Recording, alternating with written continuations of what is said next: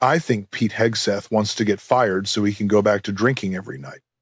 I'm joking, except at this point, I'm really not. The only real flaw in that theory is that Pete Hegseth has probably been drinking through the job, considering his tenure as Secretary of Defense has been one long parade of scandals, screw-ups, and leaks that would make a competent administration bury him under a Pentagon parking garage.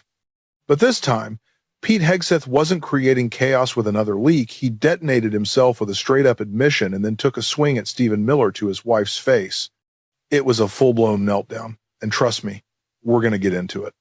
But before we do, if I could quickly ask you to leave a like on this video, and if you haven't already and you enjoy our channel, hit that subscribe button because it really does help support the work we're doing. Now, before we unpack why Hegseth thought attacking Stephen Miller in front of Mrs.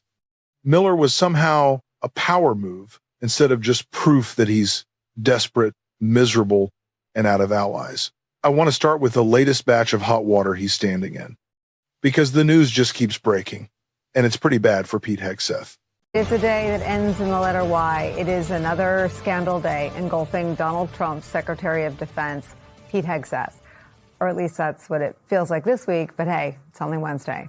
On Monday, Hegseth, with the help of White House Press Secretary Caroline Leavitt, attempted to throw Admiral Frank Bradley under the bus, saying he's the individual responsible for the highly controversial double-tap boat strikes in the Caribbean on September 2nd, which lawmakers on both sides of the aisle and lawyers and experts believe may have constituted a war crime.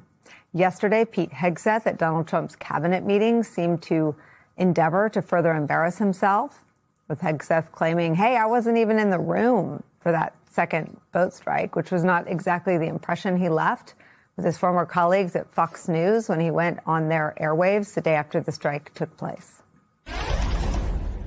That was definitely not artificial intelligence. I watched it live.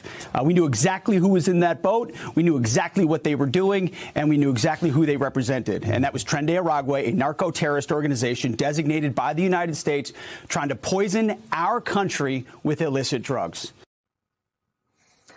Brings us to today, almost a full circle moment for Pete Hegseth and the Trump White House. The initial massive scandal, which embarrassed the country and Donald Trump and his national security team, Signalgate. It was a massive national security breach. It was made possible entirely by the sloppy and haphazard nature of Donald Trump's national security team when they shared national security information, including war plans. And then former National Security Advisor Michael Waltz accidentally added Jeffrey Goldberg, a journalist from The Atlantic, to that group chat on Signal. A damning new report is being released from the Pentagon's Inspector General. That is the top watchdog at the building that Hegseth is in charge of running. That report says that Pete Hegseth shared information in that Signal chat, information that put mission operations and servicemen and women at risk about a pending military operation in Yemen that took place in March of this year. The Defense Department's Inspector General finds that while the mission ultimately was not jeopardized, Pete Hegseth violated his department's own policies when he used Signal, a commercial messaging app that is not approved for sharing classified information.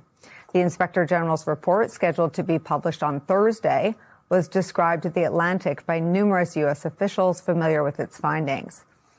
Now, while that controversy ultimately led to Michael Waltz being removed from his position as Donald Trump's first national security advisor, Pete Hegseth and the White House have maintained that he did nothing wrong. The Pentagon's chief spokesperson today called the Inspector General report a total exoneration of Hegseth. It's important to remember that if anybody did this who was not named Pete Hegseth, like any of the men and women farther down the chain of command, those men and women would be thrown out of the military and almost certainly face criminal prosecution. Pete Hegseth is the most embarrassing figure in Donald Trump's administration, which is a wild achievement when you remember that Pam Bondi exists, that Kash Patel exists, and that Scott Bessent is out here getting into literal fistfights with other Trump staffers, and somehow Pete Hegseth has managed to out-humiliate them all. The idiocy is Olympic level at this point. If he could distill it, bottle it, and drink it straight, he would, because whatever proof that would be, it matches the grade of whatever he's been running on lately. Pete Hegseth seems to seek out scandals. It's the only explanation, truly the only explanation for what happened next. Because while he was on Katie Miller's podcast, yes, Stephen Miller's wife, which already raises several questions. First of all, why does Katie Miller still have a podcast? Why is she on CNN? Why is anyone platforming this chaos muppet? She's not even a good communicator. But while he was on Katie Miller's podcast, which absolutely should not exist, he decided to blurt out this attack on her husband. Pentagon Pete says he wouldn't let Stephen Miller babysit his kids. Pete Hegseth has said he would never let Stephen Miller babysit his children. An awkward comment made even more cringeworthy by who he said it to. Miller's wife. The Secretary of Defense made the comments on the Katie Miller podcast when she asked him, "Who would you trust to babysit your kids?" clarifying that it had to be another member of the cabinet. Instead of immediately saying who he would trust, Hegseth opted to point out who in the cabinet and wider Trump world he wouldn't trust. "I mean, not your husband or Marco," Hegseth responded, referring to White House Deputy Chief of Staff Stephen Miller and Secretary of State Marco Rubio.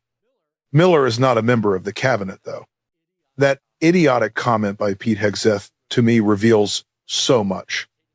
First of all, Katie Miller shouldn't have a podcast. That's obvious. Stephen Miller isn't in that idiotic comment by Pete Hegseth tells you everything. First of all, Katie Miller shouldn't have a podcast. That part is self-evident. Stephen Miller isn't even in the cabinet, and yet Pete talks about him like he's sitting in on NSC meetings. That alone tells you the kind of shadow-level influence Miller has inside Trump's day-to-day operation. And honestly, the funniest part is this. When it comes to negotiations between Russia and Ukraine, where Pete Hegseth has been largely shoved aside for someone competent, the Army Secretary Driscoll Pete's rage is basically glowing through his shirt. Trump promised that war would magically end, yesterday? A week ago? Whatever timeline he pulled out of thin air. And now Pete is fuming at Stephen Miller because he's been sidelined. Why else would he blurt out something so pathetic? It's not cute, it's not banter, telling someone, "Your husband? Yeah, he'd be terrible at raising a kid." That's not a joke. That's Pete Hegseth being a monumental idiot in real time. And can we circle back to the part where Katie Miller shouldn't have a podcast? Our channel probably gets no exaggeration close to 1 million times the views of hers. I'm serious. Last month, we hit around 70 million views, all thanks to you. Meanwhile, you can click on any random Katie Miller video, and you'll see maybe 100 views. Maybe. On a good day. So yes, we are outperforming her by light years. But the embarrassment isn't just Katie Miller. It's the full-blown, industrial-grade Hegseth of it all. And I'm obviously not the only one who sees it, because Ruben Gallego ripped them apart. Well, I didn't need the Inspector General's report to tell me and to tell the country what, Secretary of Defense Hegseth was dangerous and put his men in danger. It's not that hard to figure out, if you're sharing time, location, ordnance, and potential targets, where are the particular trajectories that some of these planes could be coming from and the timing.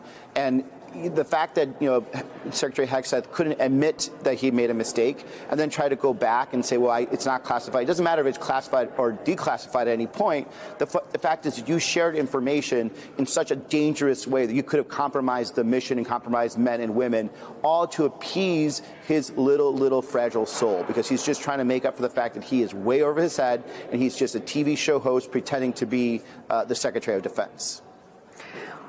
When you see this IG report findings start to seep out, the full report will be released on Thursday, and you see the White House for at least the 3 days that we've all lived through together of this week, very publicly and rather brazenly blaming Admiral Bradley for the strike that is under scrutiny. What do you think the men and women of the military are feeling right now about their Secretary of Defense and Commander-in-Chief? Well, the men and women of the military, the professionals that we still rely on, Democrats, Republicans, Independents, and I have heard that they are just not exactly trusting the leadership of this man. They think that he is a joke and that he's effectively using our military to help him and help in whatever goal he has.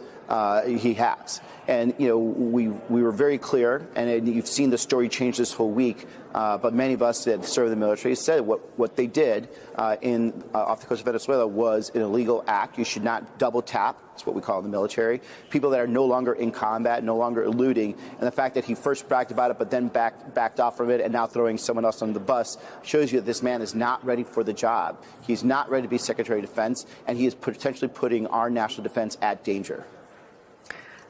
It's been explained a couple times on this show, and I keep underscoring it because it feels important, that the manual that the military trains from to understand where the line is morally and ethically includes this example of a shipwrecked person on a vessel that's been struck.